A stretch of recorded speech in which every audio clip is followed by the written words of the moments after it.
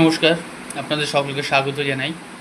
আমরা সবাই কিন্তু ধূপকাঠি জ্বালাই, কিন্তু এই ধূপকাঠির মধ্যেও অনেক ভেরিয়েশন আছে। ভেরিয়েশন বলতে অনেক রকমের ধূপ আছে। সেইগুলো যদি আমরা মেনটেন করি, সেই রকম সুগন্ধি ধূপ যদি আমরা জ্বালাই, তাহলে কিন্তু আমাদের গ্রহ নক্ষত্রও ভালো হয়। যেমন ধরুন, যদি রাহু কেতু আমাদের কোনো ডিস্টার্ব করে থাকে, চন্দনের ধূপ আমরা যদি জ্বালাই, ঘরে জ্বালাই বা যেখানে ঠাকুরের স্থান সেখানে জ্বালাই, তাহলে কিন্তু রাহু কেতু ভালো হয়ে যাবে। অনেক সময় স্বামী স্ত্রীর সম্পর্ক ভালো থাকছে না, বা শুক্র নেগেটিভ ফল দিচ্ছে, অর্থ আসছে না, সুখ শান্তি আসছে না, আমরা গোলাপের ধূপ গোলাপের ধূপকাঠি জ্বালাবো।